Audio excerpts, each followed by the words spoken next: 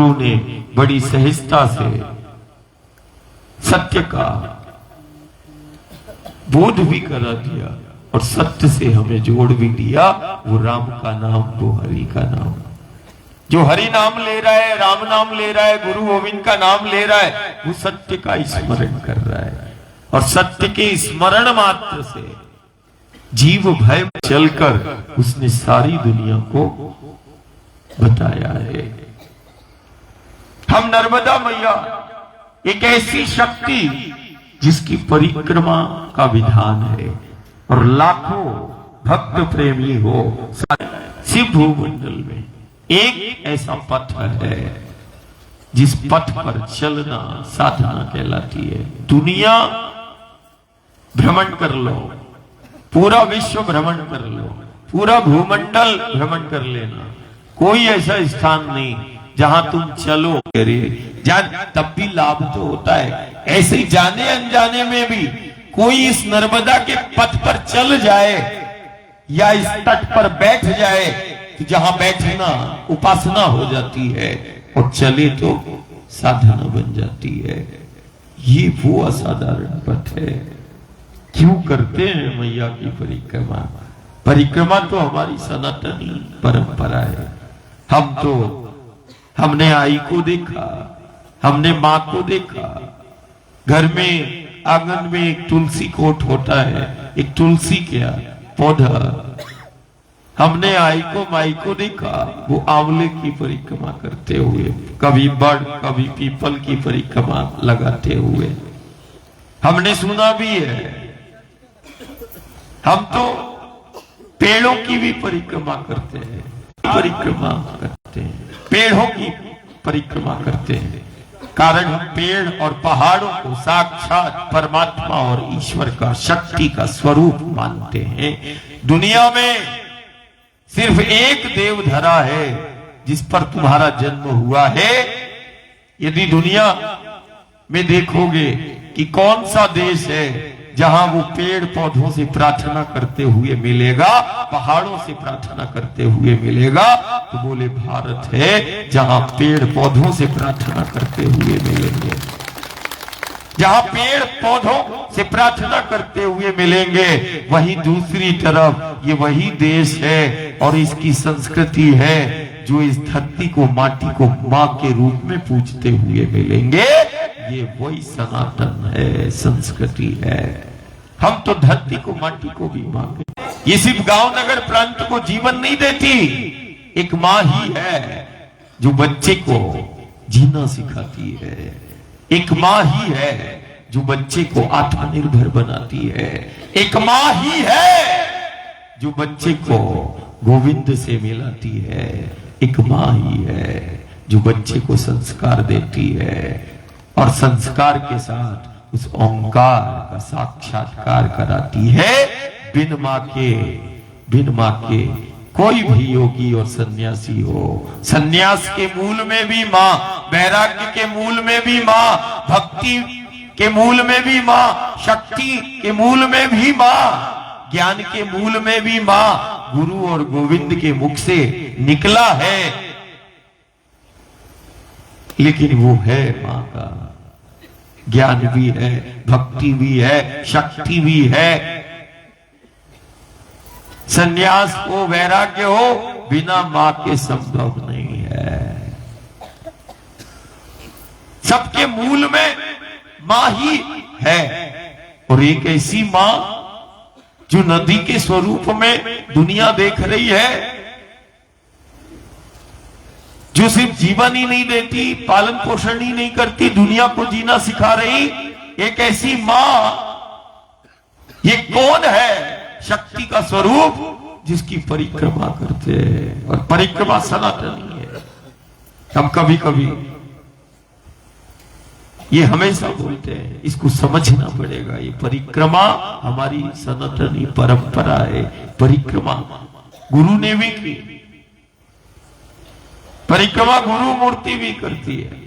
इसी नर्मदा के पथ पर, ये पथ साक्षी है युग का, सदी का। इसी पथ पर वो गुरु और गोविंद और शंकर सिर्फ मिलता नहीं, इस पर चलता भी है। इसी पथ पर चलता है जिस पथ के आज तुम पथिक बने हो। क्यों करते हैं?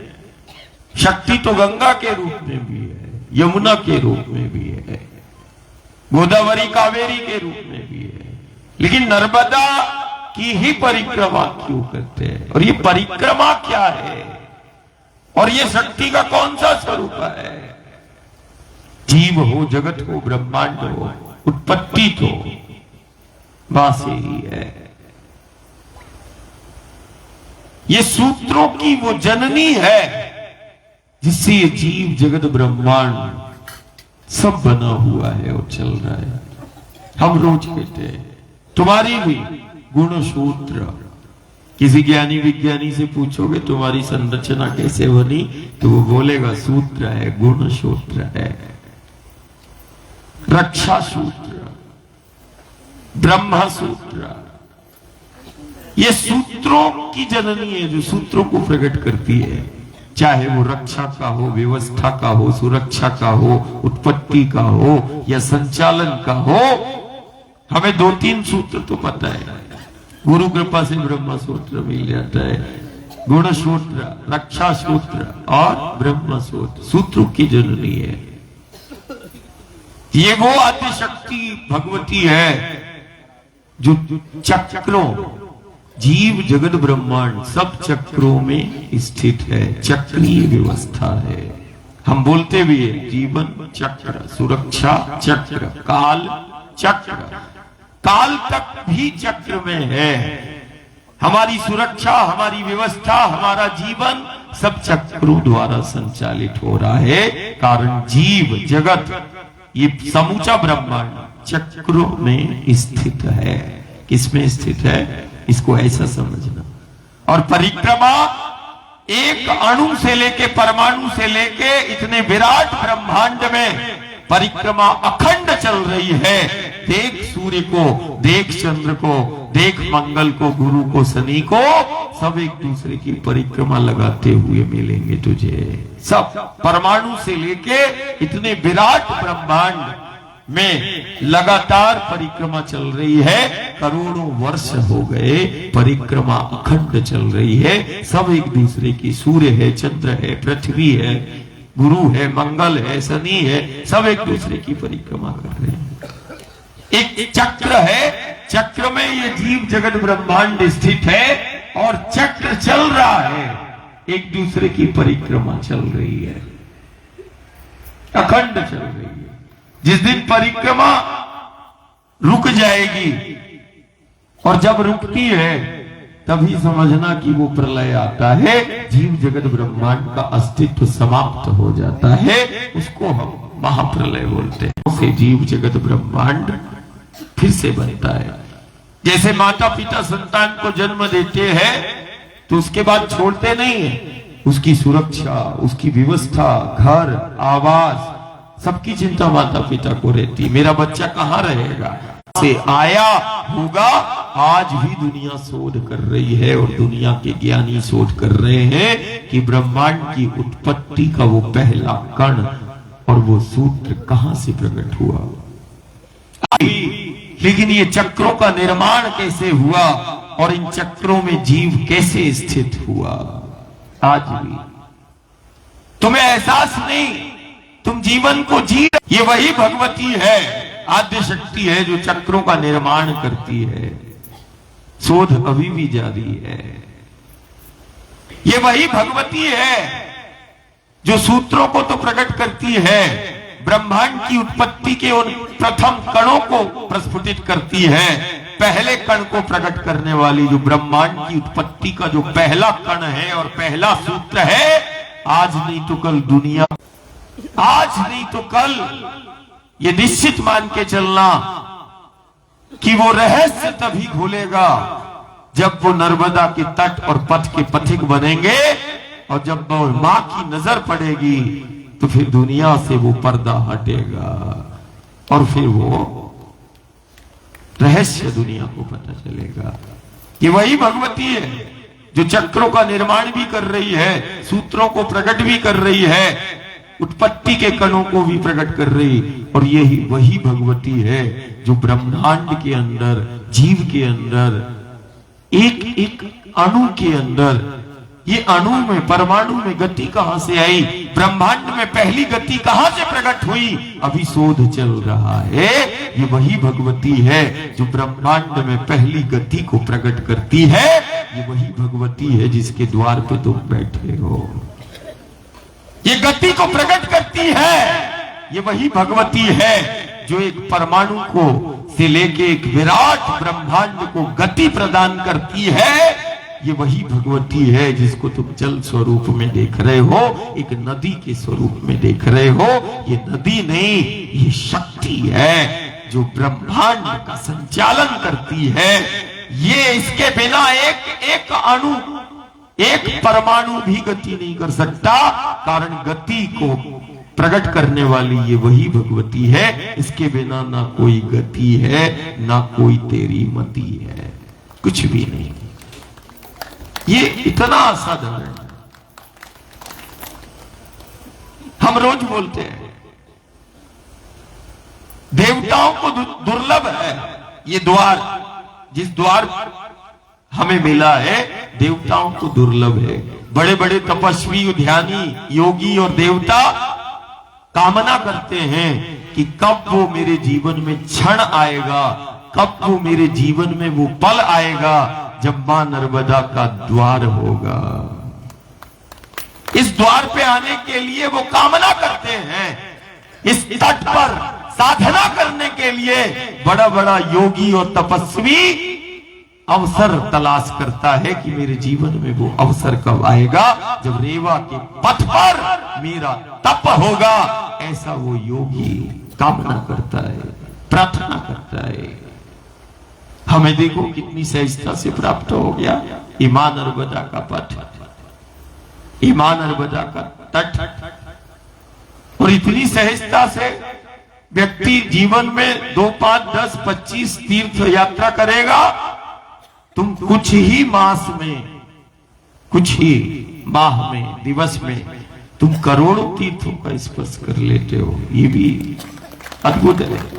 व्यक्ति 5, 10, 25 तीर्थ करेगा, लेकिन एक बार की परिक्रमा यदि जिसने की है और जो कर रहा है वो अपने जीवन में ये मान के चलना, करोड़ों तीर्थों का तुम स्पर्श कर रहे हो। करोड़ों तीर्थ का, पग पग पर तीर्थ है, करोड़ों तीर्थों का स्पर्श हो जाता है एक परिक्रमावासी को।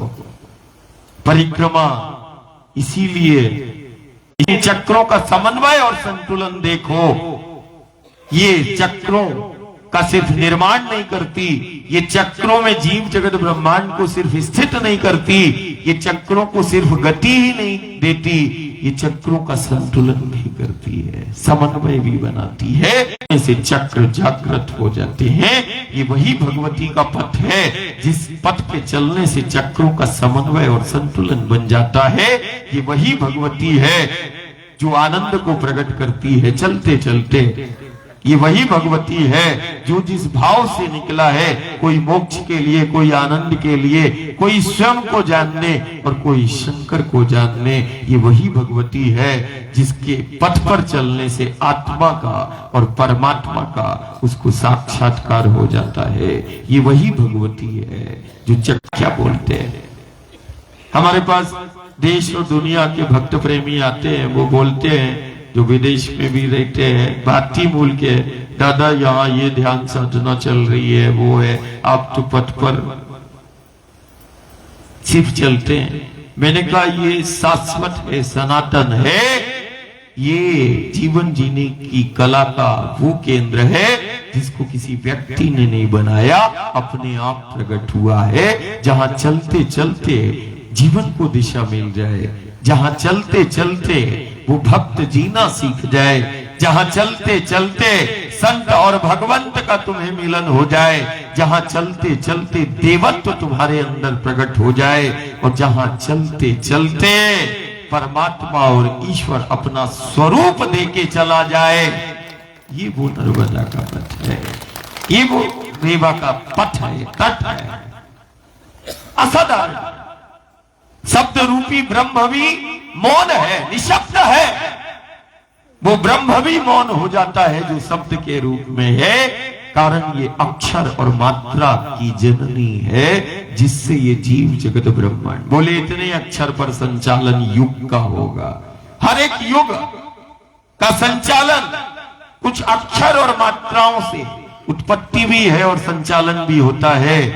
ये युग माता है जो अक्षर और मात्रा की जननी है। ये वो शक्ति है जो अक्षर का बोध कराती है, मात्रा का बोध कराती है। इसी तट और पथ पर वो मात्रा एक नहीं, दो नहीं, तीन नहीं, इस ये नर्मदा का पथ साक्षी है, जहां 7 मात्रा है। और रघुवीर हो, नारायण हो, उन मात्रा की स्तुति करते हुए मिलता है। ये वो भगवती का तट है जहां नारायण स्वतः ही स्तुति करते हुए हर युग सदी में तुम्हें मिल जाएंगे, हर युग सदी में मिल जाएंगे। अक्षर की जननी है, मात्रा की जननी है।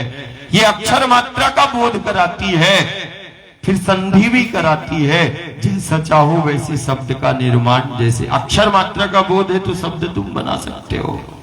तत्व का यदि बोध है तो तुम्हें फिर जो शिव कन्या के रूप में, कन्या के रूप में, लड़की के रूप में वो प्रकट हो गई जीव के जगत के उद्धार के लिए, कल्याण के लिए। और सिर्फ प्रकट ही नहीं हुई, एक ऐसी भगवती, एक ऐसी कन्या के रूप में आई जिस कन्या ने अभी तक वाली को भी मां कहा है। कन्या का रूप है लेकिन आद्य शक्ति का स्वरूप है, भगवती का स्वरूप है। करोड़ों को जीवन भी दे रही है, न जाने असंख्य जलचर भूमिगत जल के अंदर शक्ति है। ये जल नहीं है, शक्ति है। जल रूप में हमें दिखाई दे रही है, शक्ति है। एक एक बूंद में समाई ब्रह्मांड की शक्ति है, तीर्थ है। और जिसके द्वार का एक एक कंकर शंकर के रूप में है, शंकर को अपने द्वार पे रखती है, वो ये भगवती है। गुरु के रूप में, संत के रूप में, आचार्य के रूप में। कौन सा ऐसा है जो अपने गर्भ से असंख्य शिवलिंग का निर्माण करती चली जा रही है, शिवलिंग को प्रकट करती। शिवलिंग का निर्माण सिर्फ इस भगवती के गर्भ से ही वो शिवलिंग का निर्माण होता है, और कहीं दुनिया में तुम्हें नहीं मिलेगा। एक तरफ शिवलिंग का निर्माण करती है, आनंद ही आनंद है, तुम्हें बोध नहीं। ये परिक्रमा चलते चलते मां जीव के अंदर आनंद को प्रकट करती है। वो आनंद रूपी वो कोई और नहीं, वो शिव है। आनंद ही शिव है। तुम्हारे अंदर इतना आनंद रूपी शिव है कि तुम जब प्रकट नहीं कर पा रहे। आनंद को प्रकट करना ही साधना है, सत्य को प्रकट करना ही साधना है। वो सत्य के रूप में शिव है, वो तत्व के रूप में शिव है। बड़े बड़े ज्ञान, शिव तत्व, गुरु भी तत्व है, व्यक्ति नहीं है। गुरु व्यक्ति नहीं, गुरु तत्व है, गुरु सत्य है, गुरु ब्रह्म है। मिलता है साकार और निराकार। हमें लग रहा है माई के द्वार पर गुरु की समाधि है, ये समाधि नहीं, ये समाधि चैतन्य है। वो आज भी है और कल भी होगा। बिना गुरु के तो संचालन ही नहीं हो सकता। वो व्यक्ति थोड़ी ना जो चला जाएगा, वो तो लीला है, वो तो आज भी है। और जिस भक्त के अंदर समर्पण है, वो जैसा चाहे वो वैसा देखता है गुरु को, गोविंद को। इसी माई के द्वार पे देखता है, प्रत्यक्ष देखता है। जैसी जिसकी पात्रता, जैसा जिसका समर्पण, वैसा गुरु का उसको साक्षात्कार होता है। गुरु समाधि में भी बैठा है। और हमने कल तिलकवाड़ा में बोला था, चानोद में बोला था कि समाधि में नहीं, अब तो समाधि में चलना है। अब हम ध्यान में, तुमने सुना है गुरु ध्यान में बैठा है, अब तू देख ले गुरु ध्यान में ही चल रहा है। ध्यान में बैठना नहीं। अब ध्यान में बैठा नहीं, ध्यान में चलना है। मैं ध्यान में चलना सिखाना, अब समाधि में नहीं बैठना, अब तो समाधि में चलना है। ये देख ले समाधि चल रही है, ये देख, ये समाधि चल रही है, ये संतना है, ये समाधि है। कारण ज्ञानी और विज्ञानी की नजर में मृत है। जब कुछ खाते नहीं तो फिर जीते कैसे हैं? तो समाधि तो चल रही है।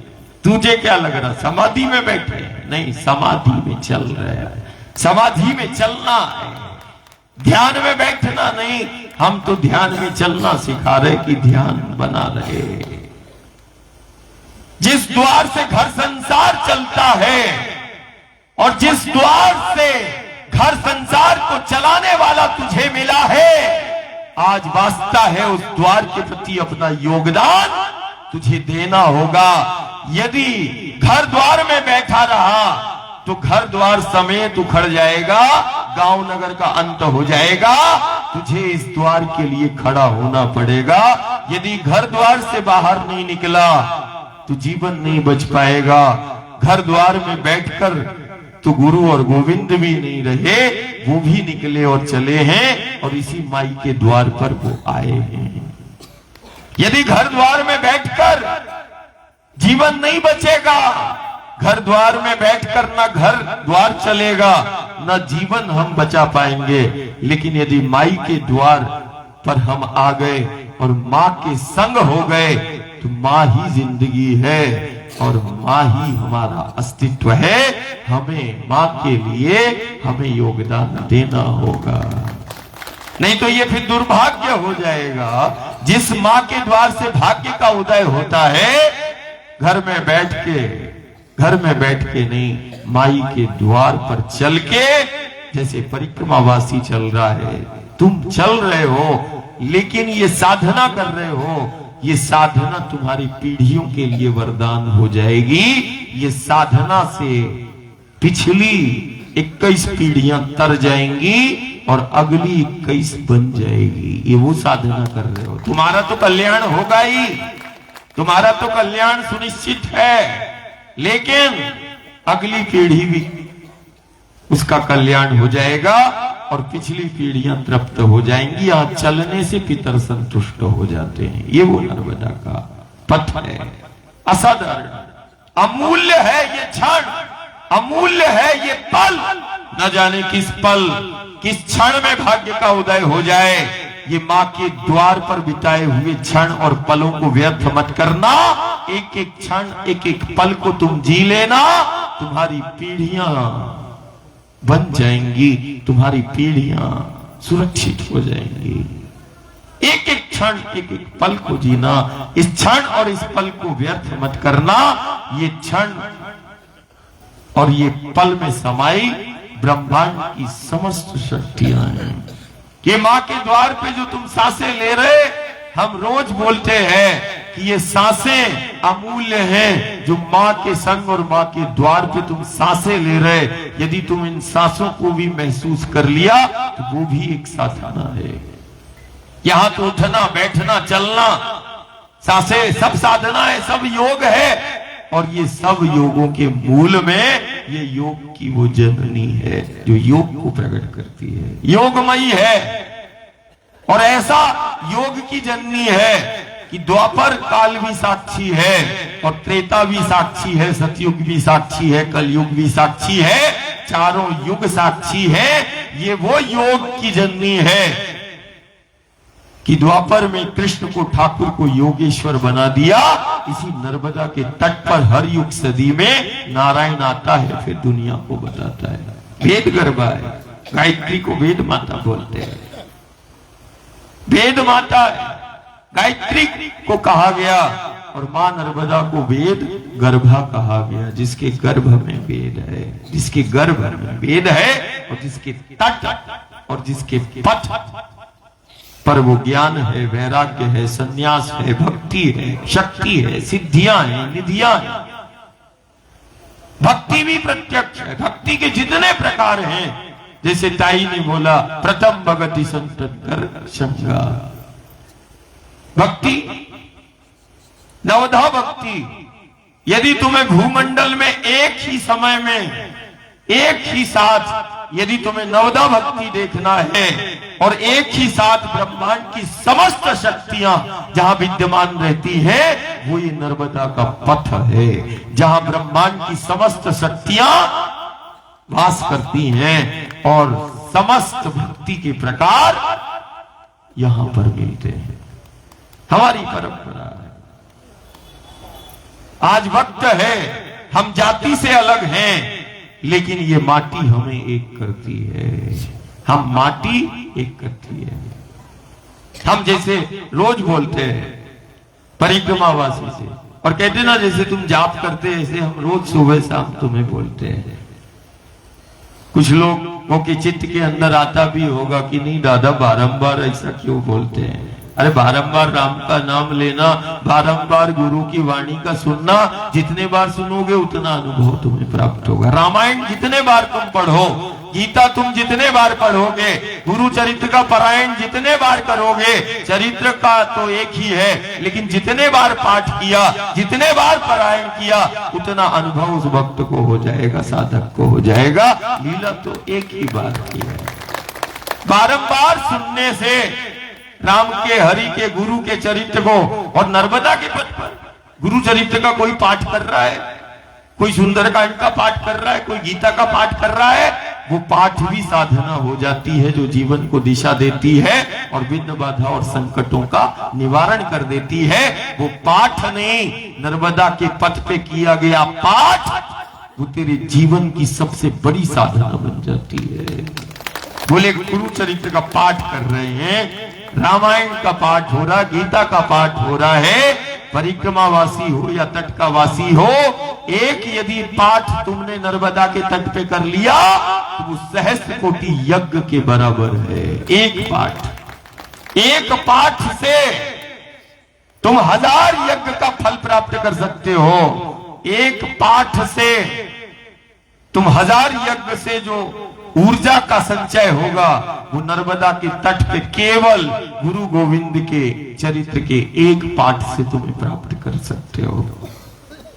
एकाग्रता होना, समर्पण, एक बार के नाम स्मरण से, एक बार के नाम स्मरण से, एक बार यदि नर्मदा के तट पर राम बोला तो हम निशब्द हैं। हम कह नहीं सकते कि उसका कितना गुना, सहस्त्र गुना फल तुम्हें प्राप्त होगा। एक बार के राम कहने से, नर्मदा के तट पे हरि के नाम स्मरण करने से इतना महिमा है, असाधारण है।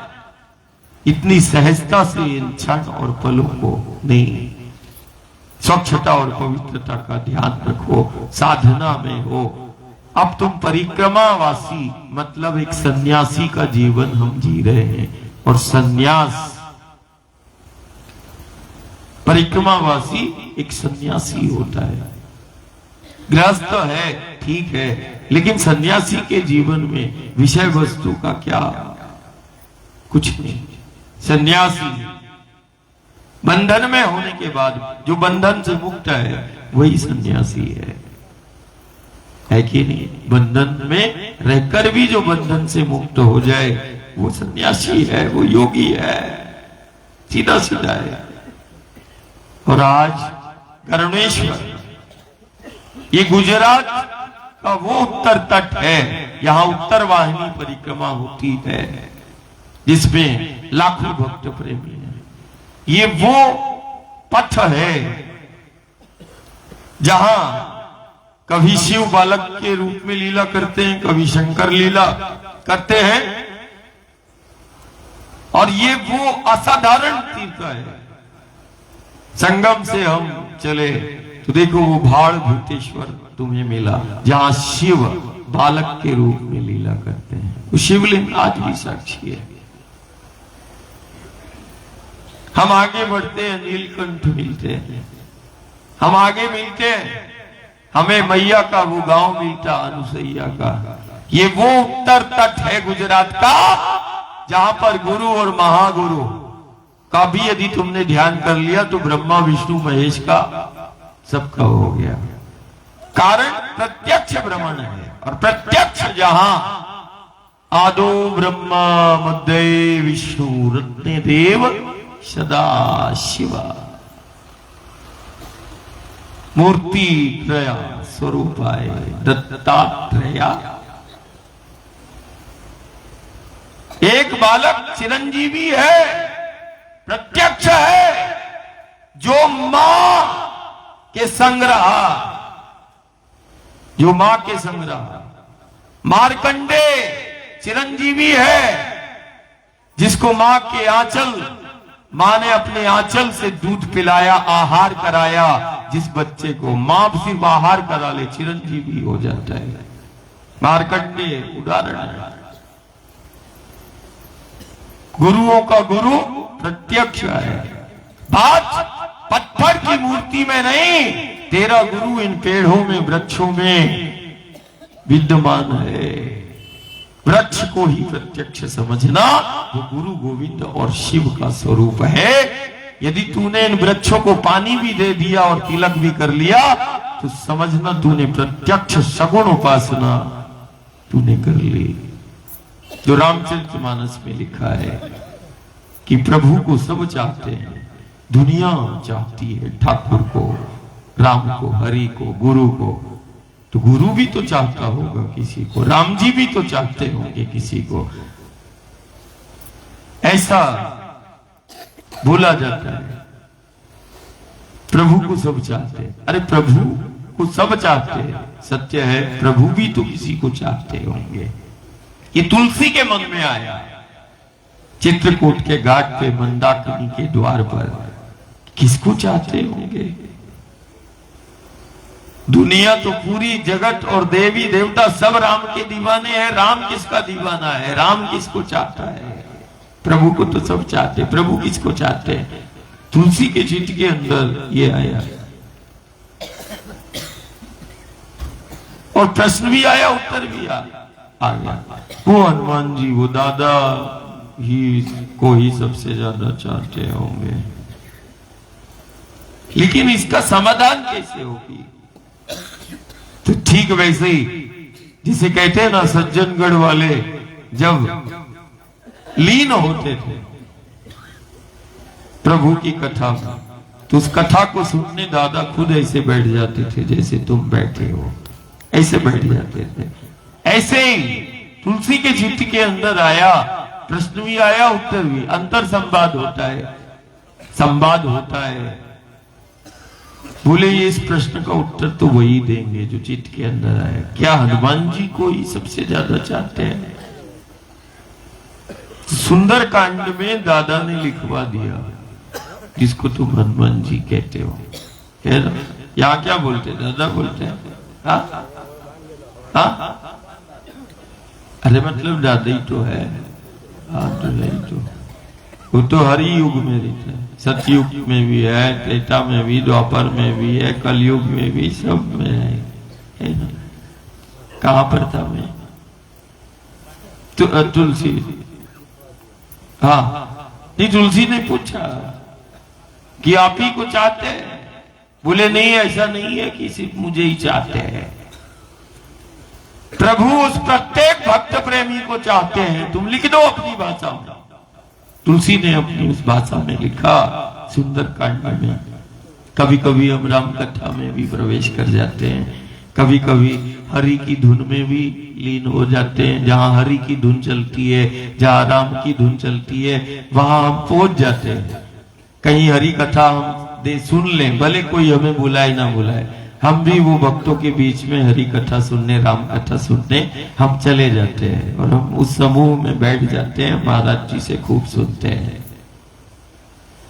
तो हमने भी सुना है।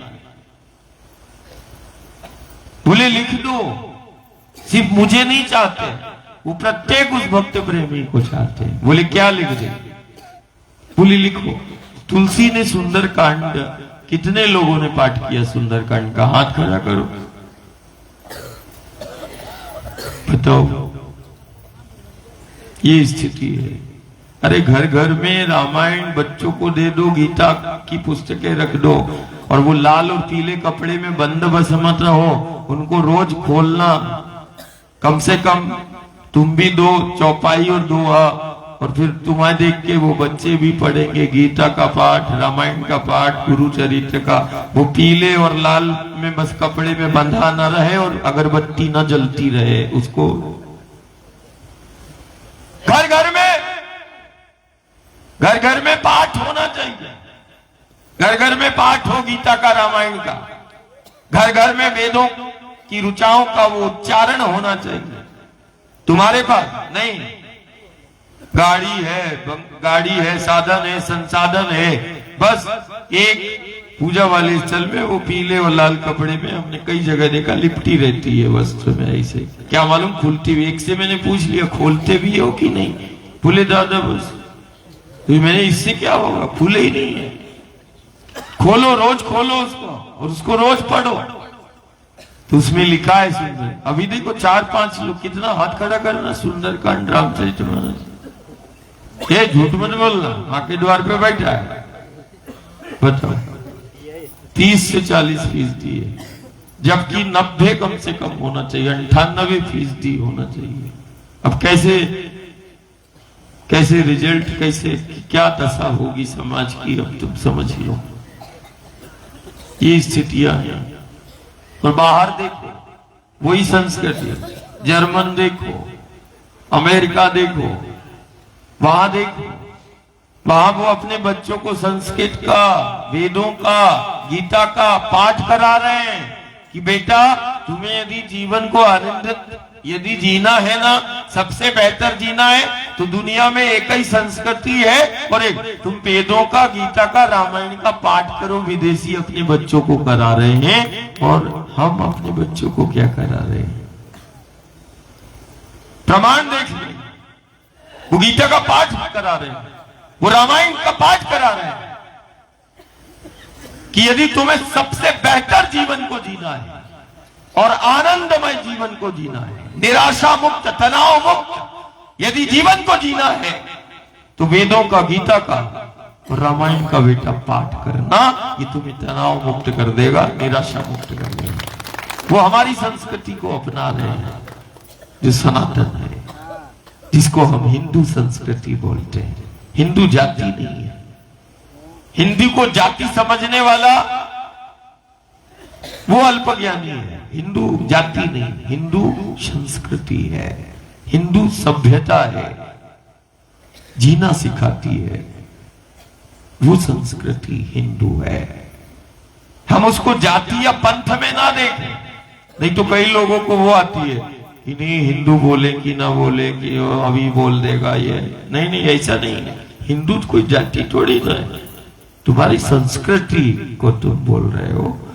हर एक राष्ट्र की एक संस्कृति होती है, हमारी भी संस्कृति है, हमारा भी जीने का तरीका है। हमने दुनिया को जीना सिखाया कैसे, वसुधैव कुटुंबकम, विश्व हमारा परिवार है, ये हमारी संस्कृति में, सनातन में आता है। तप हम करते हैं, आरती पूजन पाठ हम करते हैं, आखिरी में क्या बोलते हैं, धर्म की अधर्म का प्राणियों में, और क्या बोलते हैं, कभी बोला मेरा कल्याण। ये है खून में ही नहीं है तुम्हारे कि तुम बोल दो, साधना आरती करो तुम बोल दो मेरा कल्याण हो, निकलेगा ही नहीं मुंह से। ये तुम्हारे गुणसूत्रों में नहीं है, तुम्हारे खून में नहीं है। तुम जानो दुनिया को ना जानो, दुनिया तुमसे मिले ना मिले, लेकिन गांव में क्या होता, विश्व का कल्याण हो। कौन से दुनिया का कौन सा देश है जहां गांव में, घर घर में पूजन पाठ होता है उस परमात्मा का, शक्ति का। भले वो घर गांव के एक घर को नहीं मालूम, लेकिन उसके मुख से भी क्या निकलता, विश्व का कल्याण हो। वाह, धन्य है भाई। बता दे कौन सा है व्यक्ति खुद के कल्याण के लिए मरा जा रहा है। इधर पर इस देश का एक एक गांव का एक एक गांव,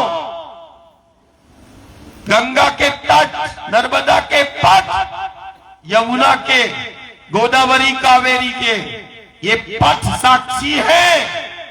सुबह से लेके चारों पहर कल्याण, विश्व के कल्याण की कामना, विश्व का कल्याण हो, ऐसा बोलते हैं। वाह, ये संस्कृति है, ये सनातन है, जीना सिखाया है। हम ही है माटी से, माटी को मां कहने वाला वो हिंदू है, नदियों को पूजने वाला हिंदू है, ये हिंदू संस्कृति है। पेड़ पहाड़ों को पूजने वाला वो सनातनी है, वो हिंदू है, ऐसा है। अब मैं बोलूं कि कौन पेड़ पहाड़ों को देवता के रूप में, ईश्वर के रूप में नहीं मानता? कौन है जो इस धरती को, माटी को मां नहीं कहता? कौन है जो नर्मदा को मां ना कहता हो, नदियों को मां के रूप में नहीं पूछता? कौन सा पंथ, कौन सा है? हम कहते कुछ नहीं, जीवन तो देती है।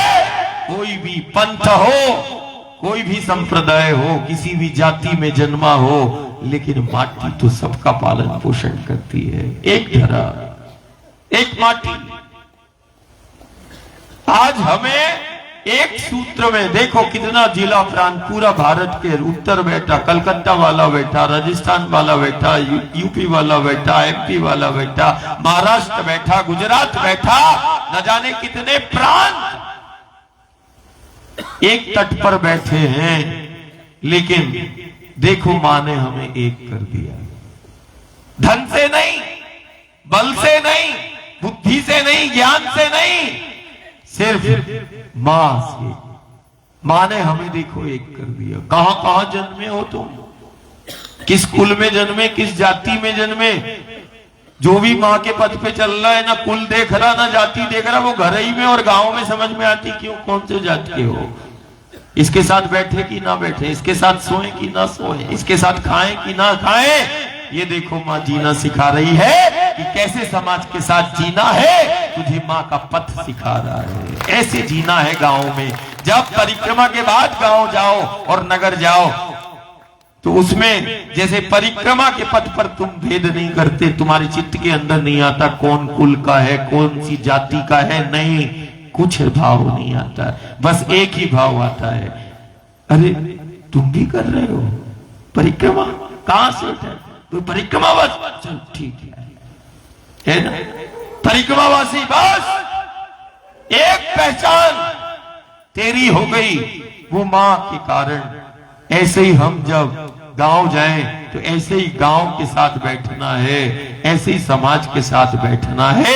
जैसे नर्मदा के तट पर तुम सुबह से लेके शाम तक एक साथ चलते हो और एक साथ भोजन करते हो, एक साथ तुम बैठते हो, वैसे ही तुम्हें अब गांव में बैठना है, एक साथ बैठना है। हर स्थिति परिस्थिति में तुम्हें एक साथ बैठना है।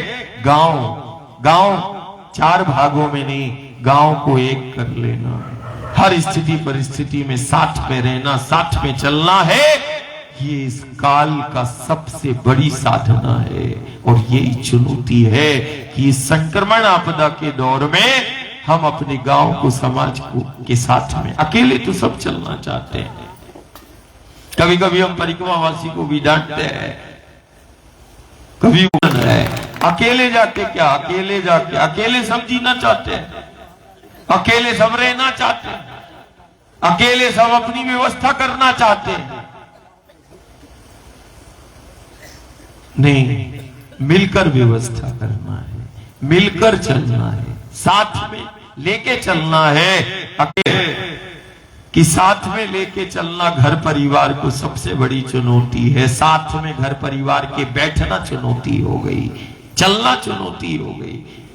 एक घर के में 5 सदस्य है तो वो 5 एक साथ खाते हुए नहीं मिलते। आज देखो 500 लोग हैं, एक साथ खाते हुए कम से कम मिलते तो हैं सुबह और शाम दोपहर। कितना बड़ा बात है। साथ में बैठना ही यदि खाना भी सीख गए तो तुम्हारे रिश्ते का बोध हो जाएगा। चलते चलते अपनत्व की भावना आ जाती है। अब रोज ही खा रहे और रोज ही लड़ रहे, अरे हमारा छीन लिया, बोले नहीं अपना तो वो दंड रख दो, ये 1 2 3 4, बस एक बैठा है और 3 छड़ी को दूसरा आया, बोले क्यों भैया, जगह पहले से है। कितना अपनत्व, कितना अधिकार पूर्वक नर्मदा के तट पर कहता है मेरा है, हमारा, इस कक्ष में कोई नहीं है। कितना हम आनंदित होते, मां और आनंदित होती होगी, कुछ भी नहीं है अपना, फिर भी देखो कितना अधिकार। इसमें नहीं, इसमें अपने लोग रहेंगे बस। कितने अधिकार पूर्वक कभी कभी अपन आपस में, आज बहुत बढ़िया प्रसादी बनी थी, ऐसे कल भी, आज थोड़ा गड़बड़ हो गया, जिसे घर में नहीं बात कर, ये आज मिलता तो। और देखो मां दूसरे ही पड़ाव में वही परोस देती है। अभी प्रमाण ताई ने बताया। और क्या प्रत्यक्षता, और क्या इस शक्ति के बारे में। देखो तुम 1 महीने से ज्यादा हो गया, सुबह से लेके शाम तक देखते हो। पहला पड़ाव हमारा हरिधाम में देखा है ना, तो कम से कम 15-20 दिन से हमारे सावरिया महाराज भी, बाबा भी देख रहे हैं, वे तो बिल्कुल पीछे ही नहीं। देखो तुम्हारा नहीं, देखो भाई अपने ही लोग हैं, बस ऐसे तुम हो जाते हो। फिर देखो थोड़ी देर के लिए तो ऐसा हो जाता है कि बिल्कुल दुश्मन शत्रु वही आ गया कक्ष के अंदर, या जहां लाठी रखी थी जहां। फिर इसके बाद जो सेवा में रहे वो भी परेशान थोड़ा हो जाता। फिर देखो कितना कितना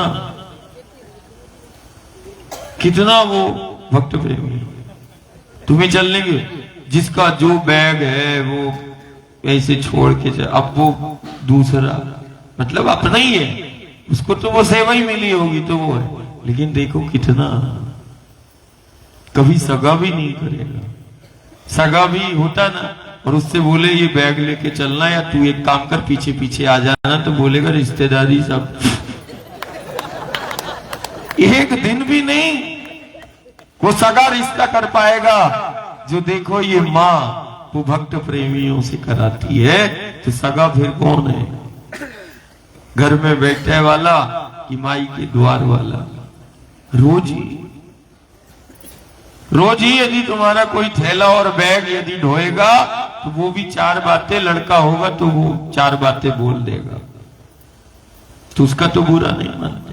लड़का बोल देगा अपना सामान रखना, और कहो वो दिखेगा नहीं, बोलेगा तुम करो साधना, तुम्हारा ढोते रहेंगे। बच्चा मना कर देगा और 4 बातें और सुना देगा। सुनाएगा नहीं सुनाएगा? लिखिए देखो, माँ के द्वार के बच्चे देखो, तो हमें भी तुम अपना करो, ये नहीं होता है। और माँ के द्वार के वो नहीं, अपनत्व की भावना हमें रखना है। हम कभी कभी, मैंने कहा ये देखो, ये नर्मदा के तट पे यदि कोई सदाव्रत कर रहा है, कोई सेवा कर रहा है, मैं तो बोलता हूं गधे की सवारी करती है। चलो गधे बन गए बहुत है, माई के द्वार के कुत्ता बन जाओ, तो देखो वो आसन मिल जाता है। स्वान के रूप में भी है तो मिल जाता है। माने 9 देवियों में से एक की सवारी रहती है, नहीं क्यों? काल रात्रि गधे की सवारी करती है, करते नहीं करते? हाँ, क्या है? माँ है, न जाने किसको सवारी बना ले, है कि नहीं? गुरु देखो कितना प्रेम करते हैं।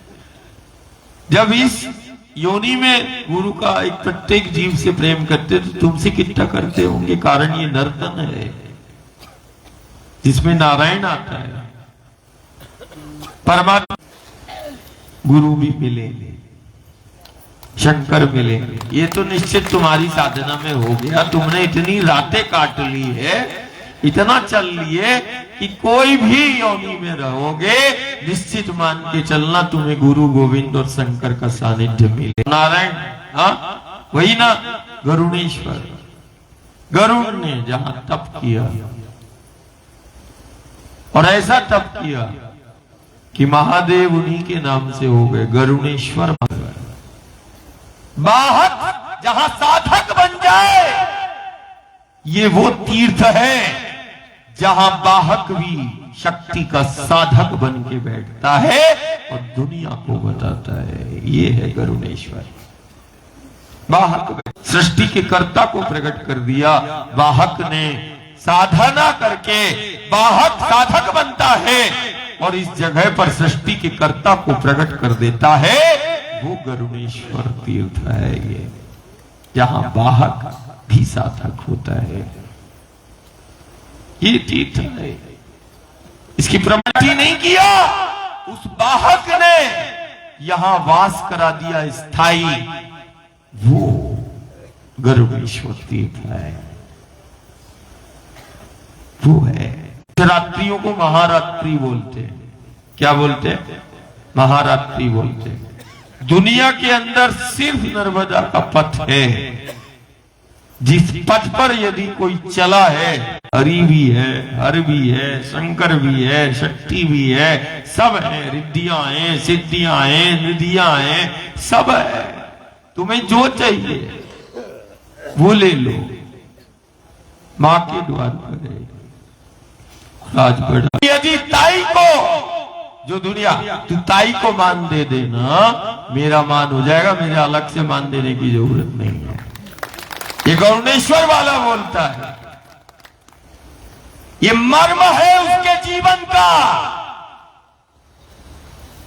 जो गुरु सत्ता को मान रहे हैं और जिस गुरु मूर्ति के समक्ष दिन और रात ध्यान करते हैं, वो आज ध्यान रखना, ध्यान रखना। तू यहां मान दे ना दे, लेकिन उसके जीवन और उसके चरित्र को देख लेना, तुझे वो बहन मिलेगी। बारंबार बारंबार यदि आई का और ताई का यदि अवहेलना हुआ और उस ताई का यदि मान नहीं दिया, तो तेरा अस्तित्व मिट जाएगा। उसको गुरु और गोविंद भी साक्षी रहेगा, अस्तित्व मिटा देंगे। मिटाने वाला हर स्थिति परिस्थिति में, जन्म देने वाली हो या माटी हो या ये जगत कल्याणी नर्मदा हो, मां से विमुख ना होना नारेश्वर का मर्म है। और गरुड़ेश्वर वो ताई तू परायण करता है, तू उसमें देख ले, ताई मिलेगी, ऐसे ही बैठे मिलेगी, ऐसे ही मिलेगी। वो बिना उसके आई ताई के रहते ही नहीं है। वो नहीं मांगेगी, ना कल मांगा ना आज मांगा, भगवान ही उतर आके आ जाते हैं। तू नहीं भी आएगा तब भी चलेगा। क्यों? कारण उसके द्वार का तो मैं ही दास हूं, मैं ही। दिवाले को पहले पूजना सीख लो, फिर दुनिया के देवी देवताओं को पूजना। पहले नर्मदा के तट पर जो मूर्तियां बैठी हैं, नर्मदा के तटवासी हो या नर्मदा से तट से जुड़ा वो भक्त और प्रेमी हो, पहले इन मूर्तियों को पहले मान दे देना। लेकिन कहते जिसका समर्पण और वो हो जाता है, आज वो झलक इसमें भी वैसी नजर आएगी। ये हमारे और मैं मेरा नहीं, तो जितना ये पंडाल दिख रहा है तो है, इसका 5 गुना और 7 माल कर ले, उतना माई चढ़ के आएगी, उतना उतने ऊपर तक चढ़ेगी। 7 माल भी बना लेगा, 7 मंजिल भी बना लेगा, खुद की व्यवस्था के। मां तो अक्षय है, गुप्त जरूर हो जाएगी प्रवृत्ति से। प्रवृत्ति से कल मां की ये अविरल जलधारा, तू आज इस पार बैठा है, दौड़ लगा के उस पार चले जाना, ये संकेत कई जगह पर देखने के लिए तुझे आज मिल जाए। गुप्त है काशी, गुप्त है बद्रीनाथ, केदारनाथ, सब ये गुप्त हो जाएंगे।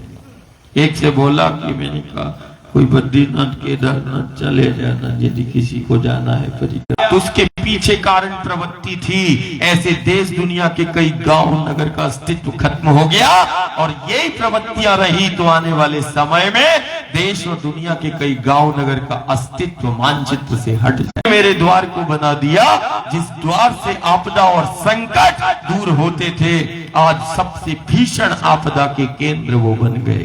गंगा के, मंदाकिनी के, गंगा के द्वार बना दिया। जीवन शक्ति को बता दिया, माटी का एक एक कण जीवन का है। मुख में माटी को रखकर माटी की महिमा, माटी के महत्व को बता दिया। माटी का मान करता है, माटी से प्रेम करता है, हमें उड़ जाएगी। जैसे हवा माटी पानी पे हम चलते हैं, वैसे तेरे गांव नगर की स्थितियां कल ना हो। इस कारण से ये साधना है कि देख हवा की ताकत क्या है, देख जल की बूंद की ताकत क्या है, देख माटी है हमारी जीवन शक्ति को धारण किया है, हमारी सुरक्षा पीढ़ियों से की है। ये वो अरावली है, ये वो विंध्याचल है, ये वो सतपुड़ा है, ये वो हिमालय है। आज गुजरात देख ले, अरावली में छिपा, उस अरावली के पर्वतमालाओं में छिपा कौन है? देख बद्रीनाथ और केदारनाथ शंकर शिवा धारण है। देख देख हिमालय को, देख विंध्याचल को, देख इन पर्वतमालाओं को। ये साधारण पेड़ पहाड़ नहीं है। इस श्रृंखला यदि दुनिया के अंदर कहीं मिलेगी तो वो नर्मदा के उत्तर और दक्षिण पथ पर मिलेगी। सहस्त्र कामदगिरी, सहस्त्र गोवर्धन, असाधारण है विंध्याचल सतपुड़ा। आज जरूरत और व्यवस्थाओं के नाम पर तो हमें सुरक्षा देता है। कल्पना करो हिमालय चला जाए, मध्य से विंध्याचल सतपुड़ा खत्म हो जाए, अरावली की पर्वतमालाएं मिट जाएं और दक्षिण तरफ जाओ तो पूरब पश्चिम की वो पर्वतमालाएं ऐसी जो चल रही है वो मिट जाए, तो ये द्वारका की तर्ज पे भारत महासागर में मिल जाए। पहाड़ खड़े हैं तो ये भारत खड़ा है। यदि इन पर्वतमालाओं को अलग कर दें तो द्वारका की तर्ज पर ये महासागर में समाहित हो जाएगी। ये आज की स्थिति है। हमने तो सुना है कि गुरु ने भी जल समाधि लेते हैं और वो करते हैं, लेकिन ये कारण बनेगा। हम नहीं चाहते कि गांव की जल समाधि हो। बोले गिरनार है, गिरनारी है, अविनाशी है। अरावली की पहाड़ियों में छिपा वो अविनाशी है। काशी का है, काशी का है, अविनाशी है।